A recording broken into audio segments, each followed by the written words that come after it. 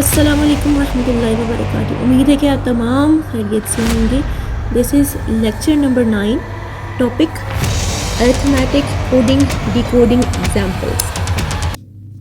Class last week lecture में हमने arithmetic coding की, मैथमेटिकल कंप्यूटेशन की, उसकी डेरिवेशन की और फाइनली हमने दो फार्मूलेज डिराइव किए थे जिसको हमने किसी भी इंटरवल का अपर और लोअर लिमिट कहा गया था। वो जनरल इक्वेशंस ये हैं। These were the two formulas that was derived for the upper and lower limit of any interval in arithmetic coding. We say that if we see the lower limit, then lower limit of n is equal to lower limit of n minus 1 plus upper limit of n minus 1 minus the lower limit of n minus 1 into f of x xn minus 1। और इसी तरह upper limit के लिए ये वो general formula था जो कि डिराइव किया गया था। इसमें सिर्फ इन दोनों में फ़र्क क्या है, यहाँ पे एफ एक्स एन माइनस 1 है और यहाँ पे एफ एक्स एन है। ये बारीक सा फ़र्क इन दोनों में है।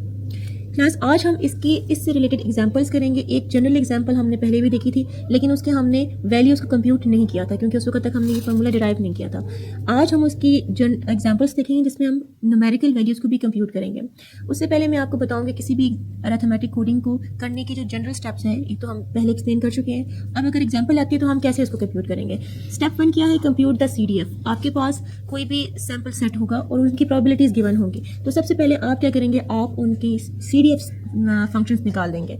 Step 2 is to divide the numeric range 0 to 1 into number of different symbols present in the message. Step 3 is expand the first letter to be encoded along with the range. Further divide the range into number of symbols. आपने step 1 में सबसे पहले CDF compute की। Step 2 में जो आपकी numeric range है जिसको हम प्रोबेबिलिटी रेंज भी कहते हैं 0 से 1 तक, इसको आपने जितने आपके सिंबल्स हैं उस आपके मैसेज में जितने सिंबल्स प्रेजेंट हैं उसमें आपने डिवाइड कर देना है पूरी की पूरी रेंज को। थर्ड स्टेप ये है कि आपने सबसे पहले फर्स्ट लेटर जो भी आपका मैसेज में आ रहा है उसको एनकोड करना है with the range according to the range given. अब आपकी इस यूनिट न्यूमेरिक रेंज में इस फर्स्ट लेटर की कोई ना कोई रेंज होगी, ठीक है। तो उसी रेंज से आपने इस पहले लेटर को एक्सपेंड कर देना है। जब आप ये कर लें तो आपके पास एक नया इंटरवल बन जाएगा। उस इंटरवल की रेंज जो है that would be equal to the range of the first letter. लिहाजा अब आपने उस इंटरवल को भी डिवाइड कर देना है, तमाम सिंबल्स जो भी आपके सिंबल सेट में प्रेजेंट है उसके अंदर डिवाइड कर देना है। स्टेप 4 में यही काम आपने दोबारा करना है और आप ये काम दोबारा करते जाएंगे, रिपीट करते जाएंगे until the termination character is encoded। जब तक आपको टर्मिनेशन करेक्टर ना आ जाए। टर्मिनेशन करेक्टर कोई भी हो सकता है, या तो आपको लेंथ गिवन होगी आपके मैसेज की, या आपको पता होगा कि अगर आपके पास डॉट जो है किसी भी सेंटेंस को टर्मिनेट जिस तरह हम इंग्लिश में डॉट से करते हैं तो हर मैसेज के एंड पे डॉट कर दे दिया जाएगा कि भाई डॉट आ जाएगा, that means the letter has the message has terminated. या इसी तरह आप कोई भी टर्मिनेशन करेक्टर रख सकते हैं जैसे कि 0 हो गया, जैसे कि डैश हो गया, any character that can be considered as the termination character. So अब हम क्या करेंगे, हम यही 4 स्टेप्स को यूज़ करेंगे एक एग्जाम्पल में with the help of these formulas, और आप देखेंगे कितने आसान तरीके से ये हम अरिथमेटिक कोडिंग कर सकते हैं। So class, this is the example we are going to take. Example of arithmetic coding. हम suppose ये करते हैं let the symbol set has these symbols. हमारे पास एक symbol set S है, उसके अंदर जो symbols मौजूद हैं वो कौन से हैं, E, W, डॉट। 3 सिंबल्स आपके सिंबल सेट में मौजूद हैं, E, W, डॉट। और क्वेश्चन में ही आपको इनकी प्रोबेबिलिटीज भी गिवन है, that is the probability of E is 0.4, the probability of W is 0.5 and the probability of dot is 0.1। तो ये वो इन्फॉर्मेशन है जो आपको क्वेश्चन में गिवन है। This is the symbol set and the respective probabilities. ये तो आपको नोन होंगी दोनों साइड पर, फ्रॉम आपके सेंडर साइड पे भी नोन होंगी और आपकी रिसीवर साइड पे भी नोन होंगी। अब यहाँ से जो चीज़ हमें रिसीवर साइड पे नहीं पता होगी वो ये है कि हमारा मैसेज क्या सेंड हुआ है। सो लेट्स सपोज हम सेंडर साइड पे जो मैसेज सेंड करते हैं वो है V डॉट, WE डॉट। ये वो मैसेज है जो हम भेजते हैं। अब हम ये देखते हैं कि इस V डॉट को हमने अरिथमेटिक कोडिंग यूज़ करके किस कोड में भेजा है, फर्दर उसको हमने रिसीव किया है तो डीकोड हम कैसे करेंगे, ठीक है। तो सबसे पहले हम देखते हैं सोल्यूशन में हम देख लेते हैं हमारे पास ब्लॉक लेंथ क्या है। ये वो चीज़ है जो डिसाइडेड होगी, जैसे ये आपको मैसेज से पता चल रहा है। अगर आप ये गिवन नहीं है क्वेश्चन में तो आप मैसेज से देख सकते हैं कि मैसेज की ब्लॉक लेंथ कितनी है, 1 2 3। That means the block length is 3। फिर उसके बाद जो काम हम करते हैं, जो कि हम शुरू से करते आ रहे हैं जब से हमने शैनन पेनल और अरिथमेटिक कोडिंग स्टार्ट किया है, वो ये है कि हम रैंडम वेरिएबल्स को मैप कर देते हैं किसी भी रियल नंबर के साथ। तो यहाँ पे भी हमने वही काम किया, we have map these random variables with the real number. अब E का नंबर क्या हो गया, E is mapped to 1, W is mapped to 2 and this dot is mapped to 3. Next हमने कहा था कि अब हम कोडिंग के लिए स्टेप 1 देखेंगे। स्टेप 1 क्या था? That is to compute the CDF। तो पहला हमने क्या काम करना है, हमने इन तमाम की CDF निकालनी है। अब CDF निकालने के लिए use this kind of function. क्या करते हैं, सबसे पहले 1 का CDF निकालते हैं। तो 1 से पहले हमारे पास है 0, so the CDF of F1 will become 0.4। Next we take the CDF of 2। CDF of 2, अब अगर आप देखें तो हमारा कॉन्सेप्ट क्या था, यहाँ से यहाँ तक 1 की प्रोबेबिलिटी है, ठीक है। और इसी तरह यहाँ से यहाँ तक ये जो इसकी स्टेट बन रही है, ये प्रोबेबिलिटी ऑफ 2 सिंबल की है, यानी कि 2 हमारे केस में क्या है, 2 हमारे केस में W है, तो ये W की प्रोबेबिलिटी है। तो अब हम अगर 2 का CDF निकालेंगे तो हमें क्या करना होगा, we have to add the previous probabilities. So that means we have to add the probability of 1 and we have to add the probability of 2। So the probability of 1 was 0.4 and the probability of 2 is 0.5. That means the CDF of f of 2 is equal to 0.9. इस stage पे अगर आप f of 2 की value निकालेंगे तो वो इन दोनों का समेशन होगा, जो कि क्या बन रहा है, 0.4, इसका 0.4, इसकी प्रोबेबिलिटी 0.5, इन दोनों का ऐड करेंगे तो हमारे पास आ रहा है 0.9। Similarly we want to take out the probability of this CDF of third symbol that is f of 3। अब इस स्टेज पे हमारे पास CDF क्या बनता है, तो हमें पता है CDF के हम क्या करते हैं, we add the previous probabilities. That means we have to add all of these probabilities, जो कि हमारे पास क्या है, 0.4, 0.5 and what is the probability of third symbol, that is 0.1।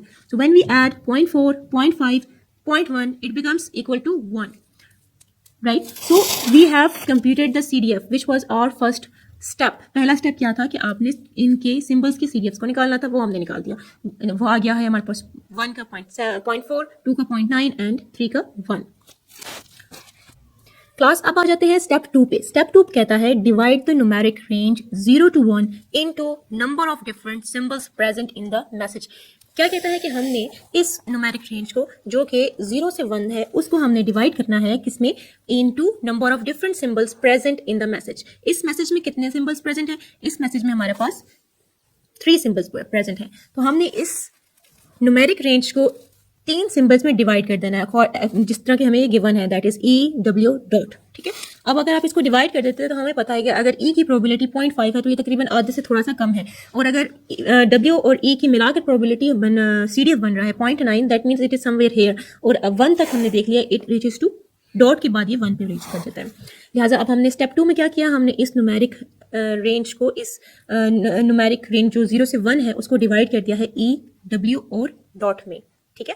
So this is step number 2। What does the step number 3 says? Step number 3 says expand the first letter to be coded along with the range, ठीक है। पहले आपने क्या करना है, expand the first letter to be coded along with the range. अब आपने क्या करना है, जो लेटर फर्स्ट लेटर एक्सपेंड हो रहा है, तो उसके लिए हमें देखना पड़ेगा मैसेज क्या है। मैसेज का फर्स्ट लेटर क्या है, W। दैट मीन्स हमारा फर्स्ट लेटर W है, जिसको हमने एक्सपेंड करना है। अब इसी न्यूमेरिक रेंज में आपने W को एक्सपेंड कर दिया, because this is our first letter. Expand the first letter along with the range, इसको हमने एक्सपेंड करना है और इसकी रेंज के मुताबिक। इसकी रेंज ऑल्दो हमें यहाँ से साफ नजर आ रही है, इट इज 0.4 इसकी लोअर बाउंड हो जाएगी, और 0.9 इसकी अपर बाउंड हो जाएगी। इसकी लोअर बाउंड क्या हो जाएगी, 0.4 हो जाएगी, और 0.9 इसका अपर बाउंड हो जाएगा। लेकिन हम ये तमाम चीज़ें फॉर्मूले से भी निकालेंगे, ठीक है, क्योंकि ये तो हमें नजर आ रही है, आगे वाले हम डायरेक्टली नहीं प्रिडिक्ट कर सकते कि वो उनकी क्या रेंज होगी। सो क्लास स्टेप 3 की पहली बात क्या थी कि आपने फर्स्ट लेटर को एक्सपेंड कर देना है अलोंग विद द रेंज। तो स्टेप 3 में हमने ये काम कर दिया कि पहले लेटर को रेंज के अलोंग एक्सपेंड कर दिया।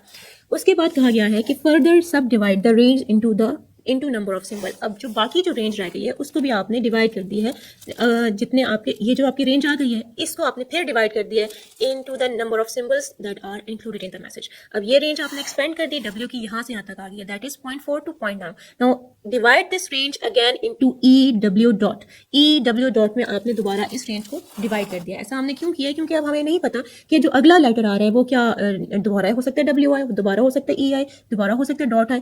तो इस वजह से हो सकता है, अभी तो हमें पता है कि दिस इज VE डॉट, लेकिन नेक्स्ट टाइम के लिए हो सकता है W एक मैसेज हम सेंड करना चाह रहे हो। लिहाजा हर बार हम क्या करेंगे, जब रेंज को हम एक्सपेंड करेंगे तो इसको डिवाइड कर देंगे नंबर ऑफ सिंबल्स इन्वॉल्व में। अब इधर जो सिंबल्स हैं वो है EW और डॉट, ठीक है। तो ये हमारा हो गया step number 3। Now let's move to step number 4। Step number 4 क्या कहता है, repeat until termination character is encoded. That means हमने यही काम करना है। क्या काम करना है, हमने लेटर को एक्सपेंड करना है और उसको डिवाइड कर देना है नंबर ऑफ सिंबल्स में, उसके इंटरवल को नंबर ऑफ सिंबल्स में डिवाइड कर देना है। तो अब हम करते हैं, ये कब तक करना है, जब तक हमारे पास टर्मिनेशन लेटर ना पहुंचता है। तो यहाँ अगर हम देखें तो टर्मिनेशन लेटर इस केस में क्या है, दिस इज डॉट। सो पहले हम W तक एक्सपेंड कर चुके हैं। नेक्स्ट हमारा जो करेक्टर जाएगा वो क्या है, E। That means we have to expand this E। अब हम वापस इसी रेंज पे आ जाते हैं जो कि W का एक्सपेंडेड रेंज है। इस पे हमने E को एक्सपेंड कर देना है। ये हमारे पास E एक्सपेंड हो गया है along with the range of E। ये मैंने 0.6 कहाँ से लिखा, आई यूज द फॉर्मूला। यहाँ से हमें वैसे पिक्चर से साफ पता चल रहा है कि इसकी जो लोअर रेंज है वो वैसी की वैसी 0.4 है, पर this is not every time, हमेशा ऐसा नहीं होता। आपको बाजू का नहीं समझ आ रही तो आपको कंप्यूट करना पड़ता है फार्मूले से, तो it's better to compute with the formula. So we can see that इसकी अपर रेंज ये एक्सपेंड कर दिया यहाँ से यहाँ तक, राइट। सो आपने भी ऐसे स्टेप बाय स्टेप बनाना है। पहले W को आप एक्सपेंड करेंगे, इसको डिवाइड कर देंगे सिंबल्स में, फिर रेंज कैलकुलेट करेंगे with the help of formula, and then expand करेंगे नेक्स्ट करेक्टर जो कि इसमें E है, उसको डिवाइड कर देंगे into the number of symbols. अब यहाँ पे मैसेज हमारा खत्म नहीं होता, बल्कि इसके बाद एक टर्मिनेशन करेक्टर भी आ रहा है जो कि डॉट है। That means we have to expand this dot. फिर हम इस डॉट को एक्सपेंड करेंगे वैसे कि वैसे इसका रेंज ड्रॉ कर देंगे। अब जो रेंज बन रही है दैट इज 0.58 टू 0.6, ये भी मैंने फार्मूले से कैलकुलेट किया। I will just show you in a minute. So जब हम इसको एक्सपेंड कर देंगे तो फिर फर्दर हम इसको डिवाइड कर देंगे नंबर ऑफ सिंबल्स में, पूरी रेंज को सिंबल्स में डिवाइड कर दिया। तो क्लास अगर आप एक चीज़ नोट करें तो हमने क्या किया, we have taken a small interval between this interval 0 and 1। 0 और 1 के दरमियान से एक छोटा सा इंटरवल निकाला जो कि किसके बीच में था, 0.4 0.9 के, ये वो इंटरवल था। इसके अंदर से मजीद हमने एक इंटरवल निकाला जो कि क्या है 0.4 0.6 के बीच में, ये 0.4 0.6 के बीच में, और फिर इसके अंदर से मजीद हमने एक इंटरवल निकाला जो कि है 0.58 टू 0.6 के बीच में, और यहाँ पे हमारी ये कोडिंग खत्म हो जाती है। इसके बाद हम इसके इंटरवल की अपर और लोअर लिमिट को ऐड करके डिवाइडेड बाय 2 करेंगे, जो कि हमने कहा कि हम तरीका फॉलो करेंगे टैग निकालने के लिए, ठीक है। सो क्लास अब हम इसकी देखते हैं विद द हेल्प ऑफ फार्मूलेज।